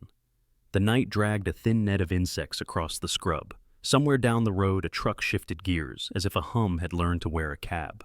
I closed the book and looked at my rope, which had started the day knowing only sun and now remembered other shapes. Tomorrow, there would be decisions a map can't make for a person. Tonight, the line had gone tight, and I had not gone with it. That counted as survival in the small math that keeps you moving. A sky the color of hot tin dulled toward evening and never cooled. The truck's shadow stayed short even at last light, the kind of day that keeps heat folded in the scrub like a note you won't open until midnight. I read the blind map again, tapped the little triangle where the closure failed, and drew one more copy in pencil so I could mark it hard without blurring what I'd already earned. The feeler bead sat in the notebook's pocket like a coin I hadn't meant to keep. I told myself I would only listen tonight. No new lines, no toys offered up for trade. At the rim, the draft kept its stutter. Short inhale, long rest. and the throat waited with the patience of a gate that knows your key. I rigged by reciting the arithmetic I'd learned into my bones. Exhale on the cave's inhale, chest thin in the pinch, hips oblique, rack honest but not fast. The carbide got just enough water to burn steady. The LED took responsibility for shape. I clipped the recorder and left the speaker. It was a night for hearing, not speaking. The vials clinked in their pouch, and I promised them this descent wasn't theirs. The throat made its small demand, and then returned me to the bell with a cool hand on my cheek. The pressure pocket at face height persisted, a crisp-edged volume that made my skin think of glass. The braided lanes in the silt had grown faint shoulders, not higher, just cleaner, and ran from the far wall toward the throat before slipping left under the ledge, as if they'd negotiated their rights of way while I slept. The lamp's flame rose on the short inhale and sagged after, never quite in time with how my lungs wanted to count it. The hum came quiet at first, a low, regular tone that I would have blamed on a truck if I hadn't known exactly how far the road sat and how limestone ate its distance. It was not the room's thin echo, and it was not the late fat one. It lived between them, a low vowel I could feel in my teeth when I closed my mouth. I clicked the recorder and let it gather what my hands couldn't. Moving without wind, I angled toward the far wall where the early return rectangle lived at 12 meters. The sound didn't grow louder or softer with distance. It thickened. Some noises add volume. This one added weight to the air. At the 12-meter knot, the wall looked like it had learned to shine. Not wet. Nothing so obliging. A sheen lived along a horizontal seam at knee height, a hairline darker than the limestone around it, as if moisture had considered becoming a film, and then, shy, changed its mind. When I held the lamp low, the light skated that seam and came back in a nervous tremor. I put a knuckle to the stone and felt cool where the seam ran and something like room temperature a handspan above. The smell was the old one, brine behind mineral, like a coin in your mouth, but closer now, more honest. I played a small, controlled trick. I slid a sampling vial from its pouch, not to feed it, but to use it like a stethoscope.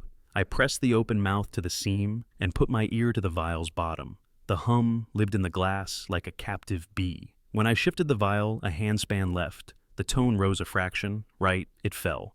I wrote the observation in a strip of words it would take a peer to forgive. Low note, A below low, A by ear, modulates along seam, she does a step. I don't trust the alphabet on stone, but it gives a person a place to stand. A trickle, if you can call movement that never drips a trickle, ran beneath the sheen. Not water the way we use the word. More a slow renewal, as if a film arranged itself forward molecule by molecule. When I leaned in, I saw a ripple running the seam against gravity, slow enough to watch the crest form and sag and form again. I didn't touch it. I lifted the lamp and the flame flattened, then arched, then flattened, the posture more allied to the ripple than to the draft. I let the carbide write that down for me because she's earned the right to be believed. I needed to know if the floor heard what the seam was saying. At the bell's center, I knelt with the recorder and watched the braided lanes faintly quiver shoulder to shoulder, not marching, not sliding, breathing. A shy tremble passed along each toward the throat, smoothed at the ledge, and then returned along a slightly different path, like a child pacing a room and learning where the boards complain. I set a fingertip gently on the silt between lanes. Cold came from below, not the shallow chill of air, the deeper cold of something that bleeds heat out of dust and keeps it. My finger left a print that filled itself in slowly, then precisely, the edges drawing inward to a shape I didn't know my hand had made until the cave corrected it. Field note 2103, I said. Stable hum present. SOM at 12 meters shows moving film. Ripple and flame posture correlate. Floor trembles in lanes. Cold bleed through silt. No visible flow. Recorder running. I placed the device on the braided path where earlier I had stood and miscounted distance, then stepped away and listened with my whole body. The thin echo walked the room like a metronome playing from a farther hall. The fat echo came late, then early, then late again by hairs, and each time the low hum thickened or thinned in sympathy, like a person nodding while someone else spoke. I let the seam have a little water. A teaspoon from my bottle poured slow into the vial cap, then dripped along the film at the 12-meter mark. I hate doing it. It's a kind of vandalism caves forgive only if you pay attention well. The drop ran left, not down, and drew a tiny clear path on the seam. then was gone. The hum rose a half tone and stayed. The ripple shifted its period. The lamp flame, obligingly inconsistent, bowed shallow, then stood, then bowed again on a new schedule. I capped the bottle and told the cave that experiment was over. It wasn't agreement I expected, just acknowledgement. I made one more test I could defend. I set a second, empty vial upright on the floor between the lanes and stepped back. The hum made the glass vibrate in a way my eyes couldn't find, but my hand could when I steadied it. After 30 seconds, the vial crept half a millimeter toward the throat and stopped as if ashamed to be seen. When I reached to pick it up, a chill rose from the silt and lapped my knuckles exactly where the pressure pocket should not have been, on the floor, not at the face. I withdrew. The pocket at cheek height persisted. The one at the floor existed in pulses I could feel but not map. I followed the seam right. The hum fell to its first pitch again. At the place where my blind map had closed early and then lied about it, the sheen thickened into a true film no wider than a fingernail, a clear strip that made the lamp jitter. There, the seam bent slightly downward and then returned to level, a sag like a tired lip in stone. I pressed the vial's mouth to that bend, and the hum in the glass jumped a full step and wavered, like wind finding a Coke bottle. Helmholtz would have smiled or shook his head. In rooms like these, simple names ride complicated horses. I wanted the word sump. I wanted the word conduit. I wrote neither. I wrote film continues across bend. Tone rises at sag. Pressure pocket walls adjacent. Then I wrote the sentence a log keeps you honest with because it refuses feeling. Water may be present at depth. Acoustics suggest coupling to hidden void. The recorder marked a small spike as if pleased to be fed vocabulary. The neck would ask for its toll soon. I stood still where the braided lanes crossed and let my chest match the hum's low tempo rather than the draft's impatient two-beat. A bat wrote silence above me and learned a seam I couldn't see. The flame steadied in a way that felt like permission. I packed the recorder, left no more prints than were already mine, and walked the blind center toward the throat.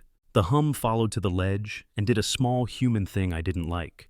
It grew louder while I climbed the first body lengths, then softer in the pinch, as if the throat itself liked to choke sound. Midway, where I always paused, the low note trembled like a string with a finger pressed to it. The rack gave me rope in the polite increments it has learned to prefer. I measured breath on the cave's inhale and paid for my centimeters with patience. Just below the lip, the hum disappeared the way true underground sounds do when stone decides they belong to the lower rooms. Topside, the east wind had found its appetite and made the scrub talk. I drank the last of the warm water and tasted chalk. The log took the dry words. Persistent low-frequency resonance aligned with seam at knee height, thin water film observed, ripple period and flame posture covery, floor shows cold bleed, minute creep of free glass. Acoustic response suggests coupling to concealed volume. Then it took the cost. I was trying not to spend out loud. If water rises, the throat's numbers change. I sat very still and tried to feel the math of that without making it a story. If the film became a trickle, became a sheet, the braided lanes would sharpen, and the silt would take time to reset. The pocket at cheek height would fill with cold, the way glass fills with rain. The hum would climb and then flatten when the room found a new shape. My shoulder would meet a pinch that let fewer ribs choose where to go. I wrote none of that in the notebook. I wrote only, exit margins are narrow and wet. Return with second operator before pressure shifts. It was the one order I could give myself that I might obey. Down in the dark, the bell kept its private rehearsal. The road was still far. No engine made this music. The seam would carry its small meniscus until stone told it otherwise. The pocket would hold a shape that did not respect the length of my arm. The fat echo would make up its mind late, then early, then late, and the blind line would shorten or lengthen enough to remind me I'm not in charge. I put the recorder in the tailgate's pocket with the bright bead and, for the first time in days, didn't reopen the notebook to check what I had just written. The hum had climbed a half step and then settled by the time I closed the lamp. I listened until there was nothing left to do but sleep, which has never been the same as rest. Morning didn't cool the peninsula so much as rub a damp cloth over it and call the job done. The scrub smelled green and bruised. The barometer slipped another hair, a small, ungenerous warning. I ran a finger down the notebook's last lines, water film, hum, throat tolerances, and copied the blind map yet again because clean paper keeps a person honest. I drew the neck as a narrow ellipse with tick marks where breath had bought me space. I added a line I hadn't wanted to earn. Exit margins are conditional. The plan for the day was ordinary on its face. Confirm the seam, log any change in tone or film, pull the last sling if safe. But underneath the paper, the math had begun to feel personal. Rigging at the rim, I said the arithmetic aloud so my body would remember before my mind got clever. Exhale with the cave's inhale. Shoulder true, hips oblique, rack sweet, not proud. No speed bought centimeters. The carbide's generator took a careful drink. The mantle hissed itself to even. The LED shouldered shape. I clipped the recorder, left the speaker in the truck, and set a pencil in the notebook, already open to a blank page. I promised the vials they'd stay in their pouch, unless Stone asked with its inside voice. At the throat, my ribs found a new idea. The first meter took me like a door that hangs well on its hinges. The second set the hinge pin a little tighter. Somewhere below my sternum, a cold pressed forward in a curve, not hard, present, like the rounded knuckle of a hand feeling its way. I squeezed breath thin on the cave's short inhale and paid that inch with discipline. The rack sang rope through with a silkier note than yesterday, as if moisture wanted to teach the bars another song. Grit did not join, no new insult to friction, just a suggestion of polish where I'd have preferred dryness. I passed the smile ledge without ceremony and took the bells cool like a fact. The room carried weather you could write your name on. The pressure pocket at face height held its crisp edge, but it sat an inch lower by the feeling in my cheek. The braided lanes in the silt had sharpened their shoulders and lost ambiguity at their crossings. Each ran from the seam's neighborhood to the throat's axis with a new confidence. The hum met me at the chest bone, soft and steady, a low vowel that colored the air rather than filled it. The 12-meter seam on the far wall glinted, not wet, not honest water, but it admitted more light than yesterday, a thin smile in stone. I went to the seam at once. The viola stethoscope trick sang truer than it had. The note a half step higher, the modulation along the seam easier to hear. The ripple in the film moved on a shorter period. A crest formed, fell, formed again before the flame could make up its mind which posture would flatter it. I set the carbide low and watched the tongue flatten, then bow, the sequence more predictable now, like a metronome returned to its job after a cigarette. I touched knuckle to rock at knee height and felt the kind of cool that makes a person pull back even when there's no pain. When I lifted my hand, the seam's sheen wrote an invisible ring that I could only see by how the lamp jittered along it.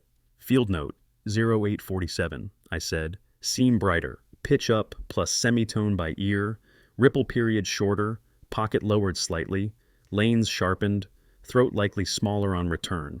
The recorder took the sentence without asking for my mood. I watched the hum as you watch a tide, steady until it isn't. Today it was steady. That made me uneasy in a different register. Systems that drift you can negotiate with. Systems that fix are done talking. I walked the bell on the same bearing as the first blind line, counting knots by memory, 1 meter, 2, 3, though no chord marked it now, and listened for the fat echo's bad habits. At the old 12-meter rectangle, it arrived early, round as a fruit. At 15, it trembled its back half like a cat's purr under a blanket. At 19, it lagged and carried an extra tail that wasn't sound so much as pressure telling bone a story.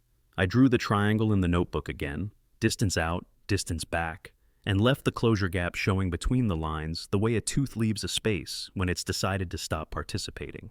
A bat wrote its silent idea of the room past my ear and found a seam I could not teach my lamp to see. I envied its map, then forgave myself the envy because a human's map is made of different debts. I took one photograph, careful not to make wind, the seam glimmering in the frame like a string you can't quite pluck. If I had any sense, I would have drawn a line under the morning and climbed. The throat would charge more interest by noon. The seam would raise its pitch another fraction. The lanes would rehearse their path with the confidence of a habit. Sense has never won a vote underground. I gave myself one small allowance. Lay a single lightweight line from the seam's bend toward the throat. A loose reference I could read with 2 fingers if the room's center decided to bargain. No ladder, no ties, no toys. I clipped the thin cord to a natural boss just above the sag and paid it out across the silt in a slow curve chosen by patience rather than geometry. The line settled without disturbing the lanes.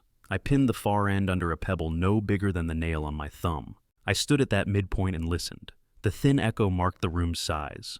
The fat echo came with a cleaner early return than yesterday, cheekier, more confident. Then, just as I wrote that word down, faltered for a breath, and arrived late as if remembering its old tricks. The hum barely nodded. The flame pointed its tongue along the line for 4 pulses, and then pretended it hadn't. On the way back to the seam, I watched my prints fill in neatly, not rushed, not lazy. The silt took them the way a ledger takes entries from a careful clerk, recorded then, over time, summarized. At the seam, I leaned the vial mouth to the bend and heard the note it had learned last night, a little bottle organ in stone. The pitch sat where I'd left it in memory, a half step higher than evening, as if the seam had warmed to the idea of its own voice. That was the good news. The bad came as a private breeze, a narrow thread of cool sliding across my boot top on the line toward the throat. I turned my ankle half a degree into it and felt almost nothing. When I lifted my foot a finger's breadth, the breeze sharpened and then vanished, a thing the silt refused to show. The pressure pocket at face height edged lower again, a whisper of an inch. I stepped back from the seam I had not touched, and wondered what water at depth does to air in a throat that has already decided to learn new numbers. Field insert 0921, I said. Floor shows narrow draft along fresh reference. Face height pocket lowering by millimeters. Predicted return throat requires earlier exhalation and less chest flare. The recorder blinked comfort at the person who wanted none. I slung the thin line free of its pebble, no trace left, and whispered to the room that I was done. The exit asked for more math than I like to do when my lungs are part of the problem. At the throat, I took 3 of the slowest breaths I own, learned the cave's short inhale anew, and made my chest a shade thinner than caution suggested. The first meter moved. The second asked me whether I liked math. The third set a cold against my sternum that felt like a gesture rather than a mass. I timed the exhalation to that cold's forward push and wrote it as if it were gravity turned sideways. My right shoulder wrote its letter into the rock. My hip learned the leftward angle that keeps the rack sweet. A small powder fell from somewhere not above me and did not touch my face. The pinch at the midway took longer, not because stone wanted to hurt me, but because stone had decided its shape with a little more confidence and expected the same from me. I gave it stillness, held a breath longer than the textbook permits. The rack whispered 1, 2 half centimeters. I didn't ask for the third. The cave did the exhale. I got the inch. My lungs asked a reasonable question. I answered with a number and gave them the next breath, clean at the ledge. On the smile ledge I sat until my hands forgot to shake. The hum thinned, as if embarrassed by daylight pooling somewhere above. The flame straightened and read the room like a teacher's pet. The lane nearest the throat had grown a hair deeper in the minutes since I'd passed, a clean tally the silt had kept for reasons of its own. I called the recorder done, stowed it where it couldn't argue, and worked the last sling free of its boss with patience that felt borrowed.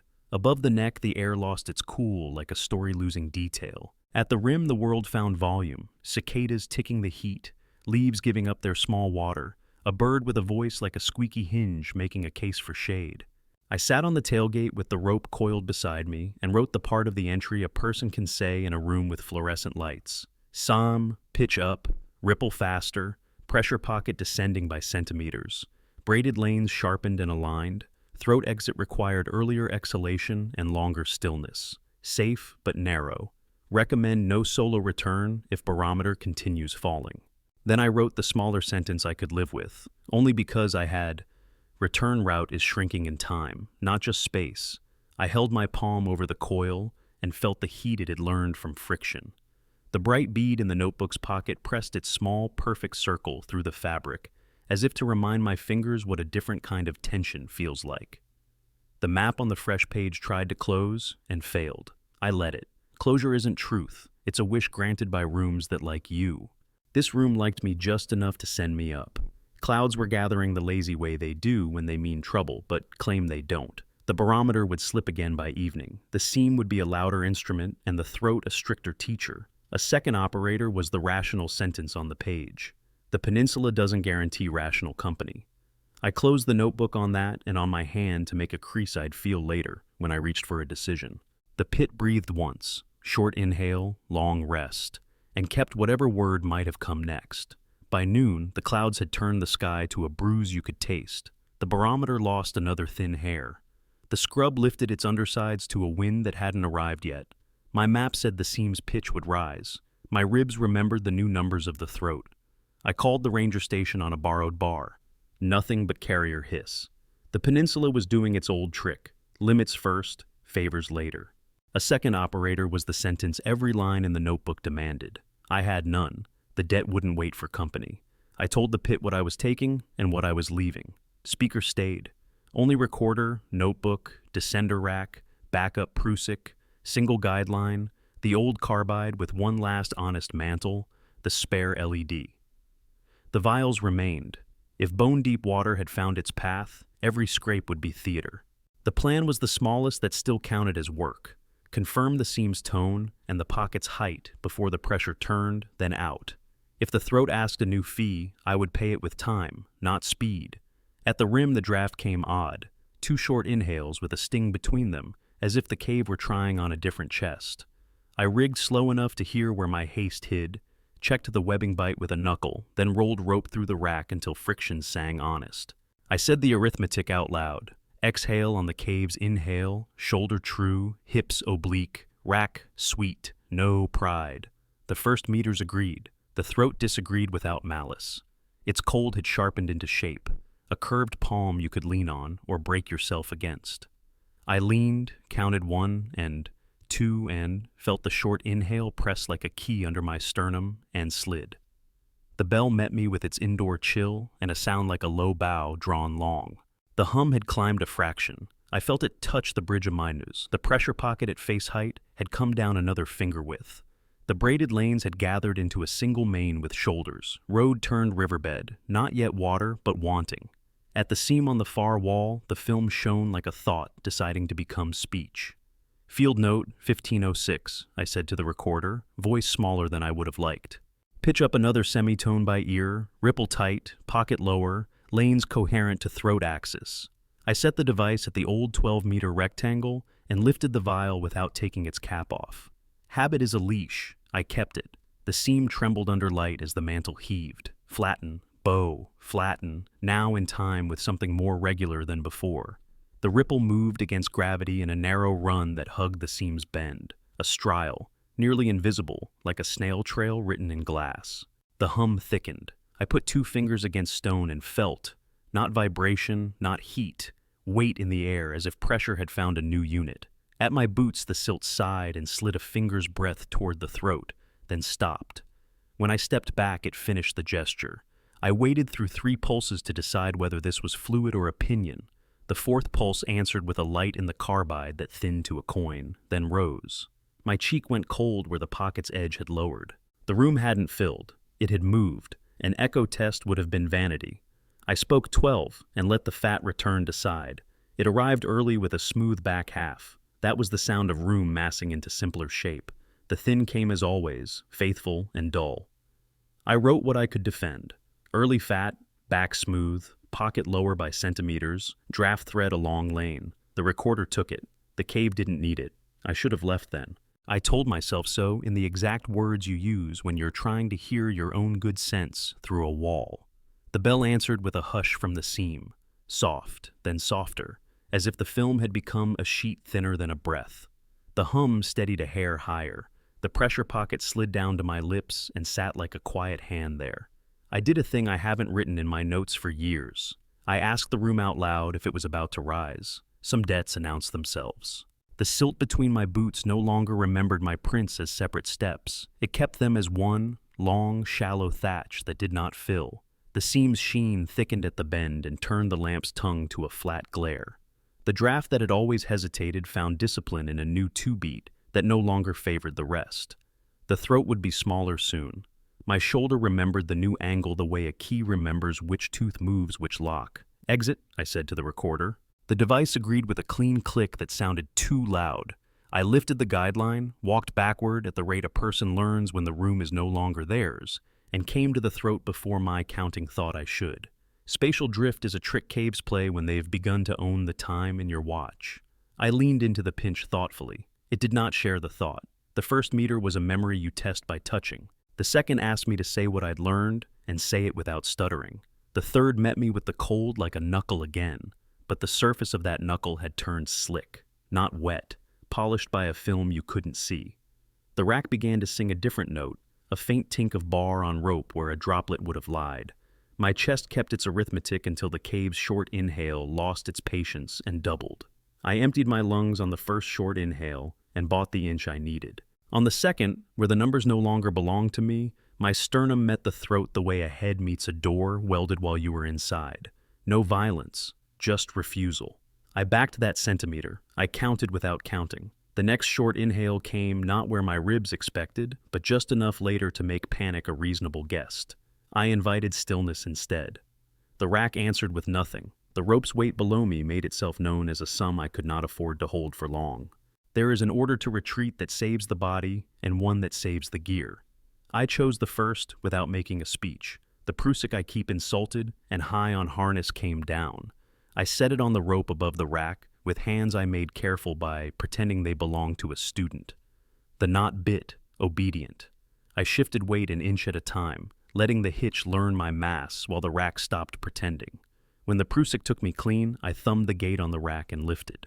The bars let go. The rack hung for a second as if undecided, then slid and kissed Stonon the way down with the gentlest possible insult. It landed in the bell below with no sound. The cost went on the ledger. Now it was a rope and a knot, and the way a person breathes when rock has the count. I eased up on the prusik as the cave exhaled. I held when it inhaled. The hitch crept, notched, crept, fingers making a system the chest wanted to argue with. The pressure pocket's edge sat at my chin, then my mouth, then my nose cold as a shadow of water. I pressed cheek to stone and made myself narrow where bone has limits.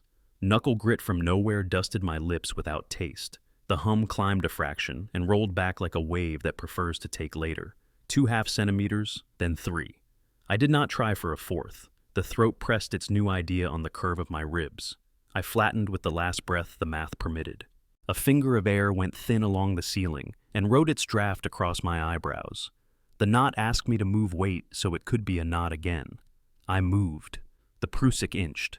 The pocket sat at my eyes and then, nothing dramatic, lifted itself by the width of a pencil, as if the room had exhaled for me because I had not asked. I took the inch like a thief and made it honest by leaving. The smile ledge took my knee before my head knew I'd earned it. I lay one forearm on stone and did the small, childish thing of counting to 5.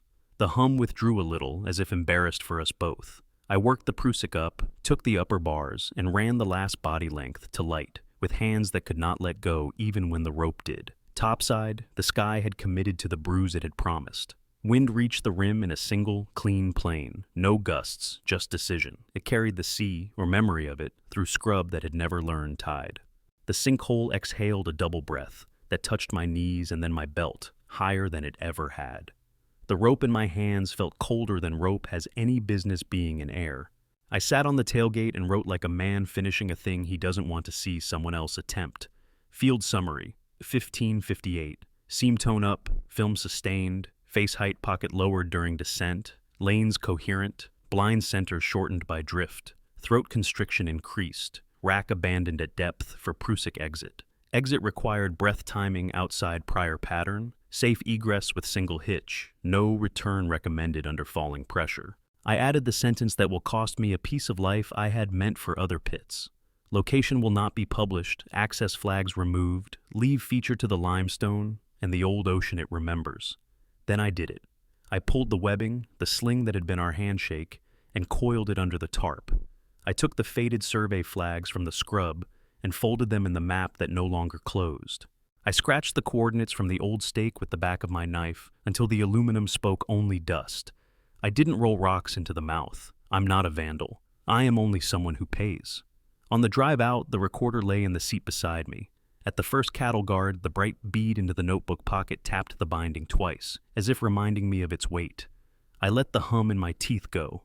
It didn't. At the highway, the sea smell met rain that hadn't started yet, and the rear view showed a sky that would water everything I'd failed to name. That night, I cleaned rope the way you help a friend undress after a fight. The coil cooled in my hands. The notebook took one last line before I slept more like a wall than a person. Some debts you carry forward by not returning, some costs you pay by keeping the map wrong. Days later, in a different state, a door swung on a hinge and made a low vowel I felt at the bridge of my nose. I tasted brine without a coast. The circle of the bead pressed through the pocket, small and perfect against my thigh. That is my receipt.